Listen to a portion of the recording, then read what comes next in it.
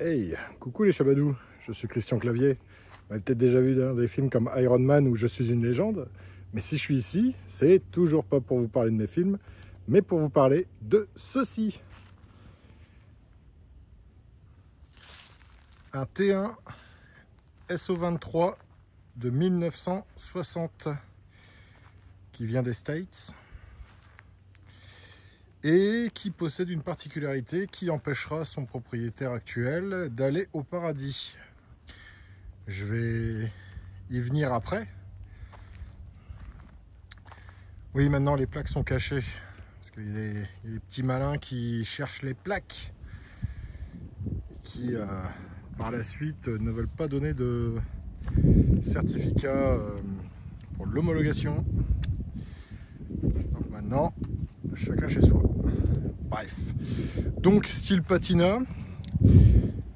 Donc de l'extérieur, le patina. Par contre, il y a eu énormément de frais dessus. Il y a quand même eu un sacré taf. Donc on va commencer comme d'habitude par la partie avant. Donc une façade avec des feux. Alors les feux sont pas US, étant donné qu'il faut des feux anglais. Donc du coup ils ont dû être changés, mais de toute façon, là on peut le voir, il est fissuré. Donc ça, on s'en fiche un peu puisque ça sera changé en cas d'achat pour le territoire français avec un éclairage qui éclaire à gauche, à droite pardon, je m'y perds, et non à gauche. Donc on a des vitres Safari. Là, tout ce qui est cadre ici, tout ici et là, enfin ce qui englobe les fenêtres, ça a été changé. Donc c'est une très très belle patine avec les rétros au but. Regardez, même avec ça, limite on pourrait faire un fond d'écran. Ouais, très belle patine. Après au niveau du toit, pareil. Bon, l'usure du temps est passée par là, avec la petite trappe ici, et ici l'appareil pour tenir le haut vent, mais qui est cassé. Donc il y a possibilité de le changer. Évidemment, il y a un clébard qui aboie pendant que je fais la vidéo, c'est fabuleux. Et j'en suis désolé, mais ça fait partie des aléas. Donc, au niveau des jantes, donc là on est sur du 15 avec les moules qui ont été repeints. Voilà, les pneus sont c'est neuf. Ici au niveau côté droit, les chromes sont d'époque, donc un petit peu piquetés. Là, on a cette fenêtre coulissante qui fait partie du style, qui est brisée ici, mais ça n'empêche pas de s'ouvrir et de se fermer. Là, on a un déflecteur. Alors, je sais pas trop ce qui s'est mis dedans. Encore une fois, ça rajoute.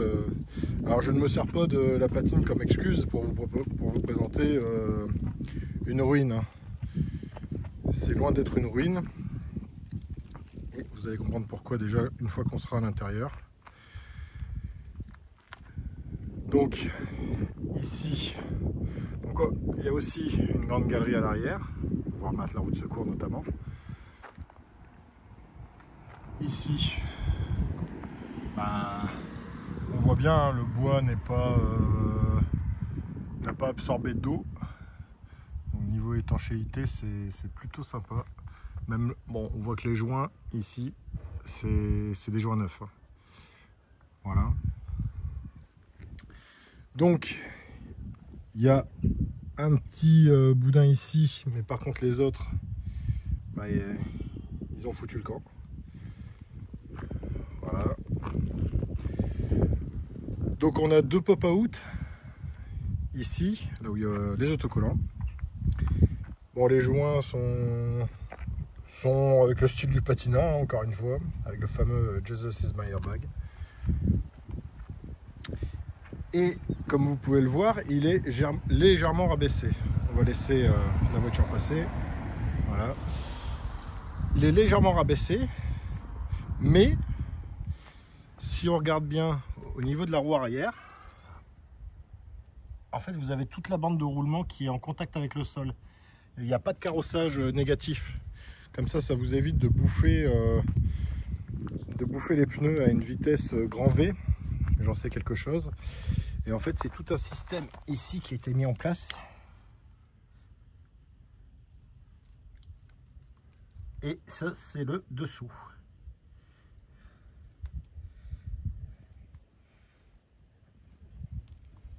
Voilà, pas de surprise. Même au niveau du bas de caisse.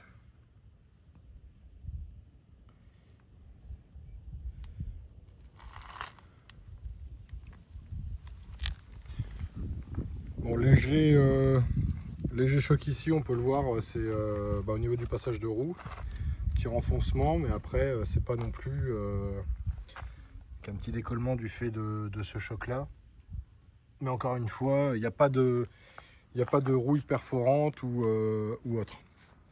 Ensuite, pareil, c'est ce que j'expliquais au niveau des maintiens du haut vent. Bon, ici, il reste plus grand chose, donc je ne sais pas ce que vous pourrez accrocher. Mais bon, si toutefois vous voulez y mettre un haut vent, après, ça c'est... Je ne vais pas dire que ça se répare, parce que là, non, c'est pas réparable, mais ça se change. Donc, pour l'arrière, on a un petit haillon avec des pare-chocs US, hein. Petit feu. Bon, ici, il y a un léger décollage du capot, mais bon, encore une fois, ça fait partie de la beauté de la chose. Au niveau du haillon, pareil, c'est pas décalé, c'est même super bien aligné. On voit qu'il y a eu un peu de travaux ici. Et en plus il fait soleil, c'est absolument pas ce qu'avaient dit les alcooliques de la météo. Là on a un choc au niveau de l'arrière,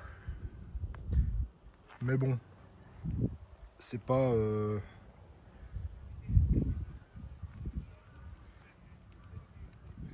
choquant. Franchement, c'est absolument pas choquant. Donc le deuxième pop-out ici, pareil, hein, les joints dans le même état. Par contre, au niveau des vitres fixes, au niveau des joints, pas de problème.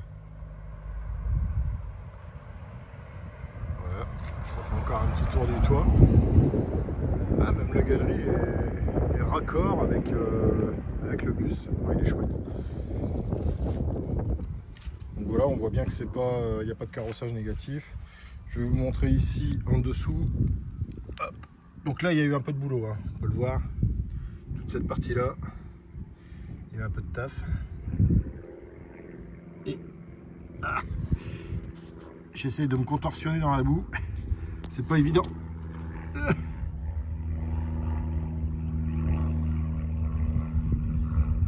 Bon, là, il y a un gros truc. Et je vais venir après.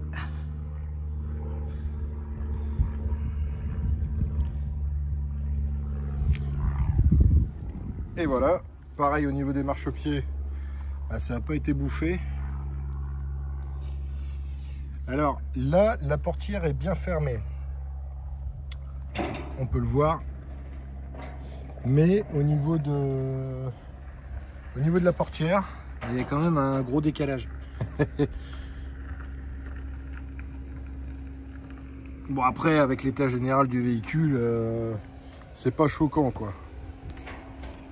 Et le gars n'a pas eu le temps de s'occuper de ça, en fait. Il a surtout refait les planchers, plus la modification de ouf. Mais évidemment qu'il devra être changé avant son arrivée en France, mais je vais y venir. On a des rétros oreilles d'éléphant. Voilà. Et toujours cette magnifique patine. Petit scratch et tout. Ah non, il est chouette. Enfin, moi j'aime bien. Après, les goûts, les couleurs, ça ne se discute pas. On va passer au niveau de la cabine avant. Alors, il y aura peut-être un petit réglage à faire. Ça, on pourra le faire. Parce qu'en fait, il y a un petit frottement ici. Et en fait, pour la fermer, il faut la lever. Donc, on a une banquette de 3. Il y a des ceintures de sécurité. À savoir que l'obligation de présence de ceinture de sécurité à l'avant est de septembre 65. Donc, du coup, si vous voulez les dégager, libre à vous. De toute façon, c'est comme un avion, hein, c'est un semblant de sécurité. Si vous tapez, vous tapez. Donc, ici, volant en bakélite, plutôt en bon état. Le tableau de bord aussi, se présente super bien. Petit cendrier, bon, il n'y a pas d'autoradio, il n'y a pas la poignée, bon, ça peut se rajouter. Ici, le compteur est quand même pas mal du tout. Et levier de vitesse d'origine, mais il a une particularité, c'est qu'il est en 5 vitesses et je vais vous expliquer pourquoi. Au niveau du plancher, le plancher avant a été changé, voilà, avec l'accroche pour la clé d'église. Si vous ne le savez pas encore, ça s'appelle comme ça. Et sous la portière, donc pour rappel, hein, c'est celle qui est légèrement entrouverte quand elle est fermée. C'est bizarre à dire comme ça, mais voilà, il n'y a pas de corrosion perforante. Les panneaux de porte présentent très bien, bon, juste un petit peu sale, mais bon, après on est à la ferme, hein. On est à la ferme et je suis même pas sûr d'avoir du réseau en repartant pour reprogrammer mon GPS. La petite étiquette de taxe, je ne pense pas que ce soit d'origine. La portière ici qui s'ouvre très très bien. Là par contre il n'y a pas de frottement. Bon, juste un peu de WD-40 dans la charnière comme vous pouvez l'entendre. Mais après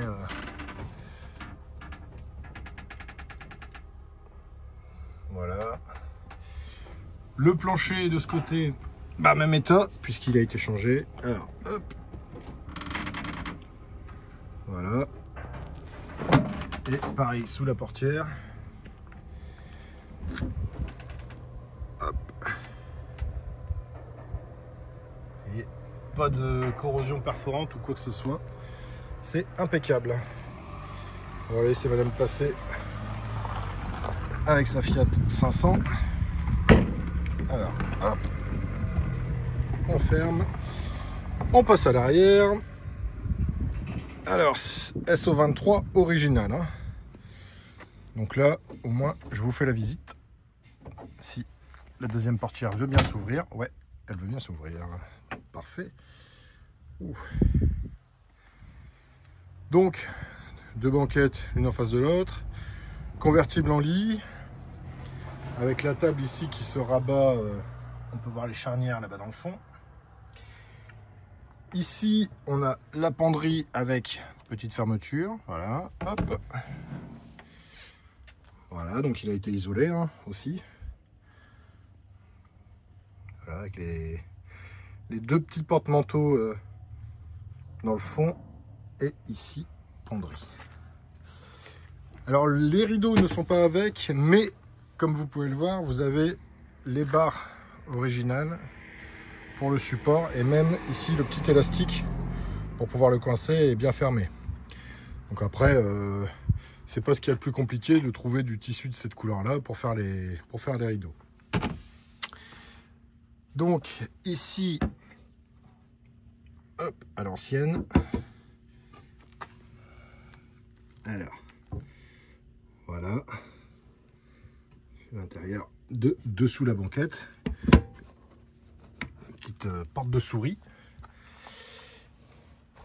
Ici, j'y arrivais. Hop là, on a une batterie secondaire. On peut voir aussi le réseau. Plancher en bois, très bien conservé. Ici, c'est juste un placard, hein. Vous attendez pas à des glacières, des frigos ou quoi que ce soit. Et accessoires d'origine. Donc double porte, hein. Ça ouvre la même chose, hein, de toute façon. Alors, voilà. Et ici, encore du rangement. Et alors ça, c'est une boîte à pain. Voilà. Donc en fait ici, hop, on appuie et on peut lever. Voilà. Donc une boîte à pain. On a les deux lampes ici qui sont fonctionnelles. Donc là au niveau du ciel de toit, pareil, hein, ça présente super bien. Il y a même bon, ici la petite barre, si on veut accrocher encore des rideaux, avec le porte-manteau ici. Voilà. La colonne de ventilation qui présente bien. Ici, hop, comme de l'alu brossé au niveau du contour de l'ouvrant. Les panneaux de porte présentent super bien aussi. Pareil, hein, les portières sont pas attaquées. Les joints présentent bien. Non, il n'y a pas à dire. Il n'y a pas à dire. Ensuite, on va passer à la partie coffre. Alors ici, il y avait un badge qui était retiré, enfin qui a disparu, donc ça rajoute au style. Donc du Texas, hein, j'ai oublié. Du Texas, dans une bonne auberge, pour ceux qui ont la référence. Donc ici, on a l'extension de couchage. Bah, à savoir que là, c'est pas une banquette qui se déplie. En fait, vous avez le dossier qui est posé sur des charnières. Et en fait, ça, faut le retirer. Mais de façon à aller avec la banquette d'en face. On peut le voir, hein. Il n'y a pas de charnière ou de mécanisme pour pouvoir l'allonger. Donc là, bah, je veux dire, c'est limite un peu plus simple. Donc, pareil, un panneau présente bien. Ici, placard avec la petite attache d'origine. Et en fait, les deux placards correspondent. Hein. Voilà. Et en dessous, on a un habillage, donc en plus de l'isolation, si vous voulez charger des choses, bah, au moins vous pouvez. Au niveau du coffre, enfin du haillon, pareil, hein, une porte présente super bien. Il n'y a pas d'infiltration d'eau. Encore les barres pour les rideaux.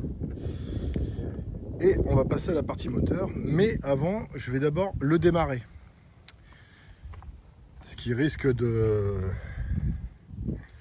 faire criser certains. Mais encore une fois, ça sera modifié. Alors évidemment, je pensais que les clés étaient dessus.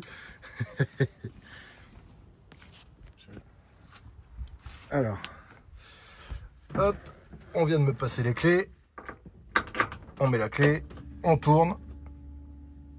Hop là, il est au point mort. Non, il n'était pas au point mort.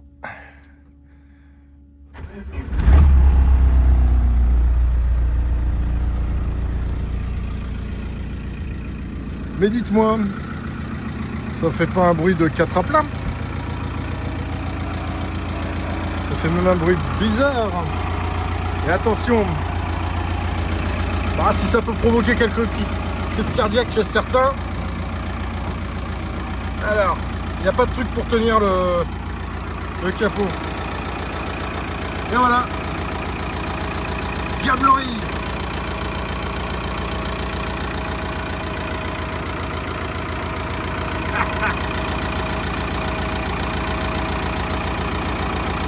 Ah, parce que dans ce pays, on peut. Et puis, il n'y a pas plus de mortalité. Il n'y a pas plus de mortalité sur la route. Hein. D'ailleurs, je serais curieux de connaître le taux de mortalité à la suite de véhicules modifiés. Mais bon, comme c'est une donnée qu'on n'a pas et qu'on continue de nous imposer des règles complètement insensées. Bon, alors maintenant, ils nous gonflent pour les doubles carbus. Bon, ça les fait plaisir. Voilà. Donc, Là, c'est ce que je disais, diablerie.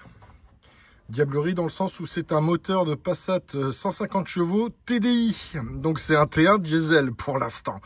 Mais bon, évidemment, pour la mise en conformité en France, il faudra y mettre un moteur de... Bah, c'est un moteur de Volkswagen, hein, on peut le voir. Hein. Vous voyez. Mais voilà, ça va pas plaire là-haut. Donc ça, il va falloir le bouger. On a la plaque dans le fond. Voilà. Ici, c'est un réservoir de T2 qui a été mis. Donc plus grande capacité que celui du T1. Au niveau des bacs à batterie, on est pas mal. Donc ça, au moins, c'est pas changé. Mais voilà, donc c'est un TDI 150. Et ouais. Chez eux, ils peuvent. Ils peuvent. Donc ce sera un point sur lequel il y aura à discuter. À savoir si le propriétaire actuel veut le récupérer, mais bon, j'en doute. Et je doute qu'il ait aussi un moteur de type 1 à remettre dedans. Mais après, ça reste un SO23, quoi, merde. Enfin, je sais pas, au bout d'un moment, je vais pas dire c'est pour faire n'importe quoi, mais ça reste quand même moins dangereux que un véhicule, enfin un moteur d'origine où on risque de faire des bouchons, voire même être dangereux quand il y a des montées ou autre, parce que bon, mine de rien, on n'est pas en Belgique, hein, il y a quand même du relief. Enfin bref, c'est un autre débat. Donc voilà ce que j'avais à dire pour ce SO23 de 1960 en 150 TDI. Donc turbo diesel injection. Et au moins, on est sûr d'arriver à destination. Et puis si vous voulez plus de renseignements, surtout, n'hésitez pas. Et comme d'habitude, Crazy Charlie. Bisous les chevalous.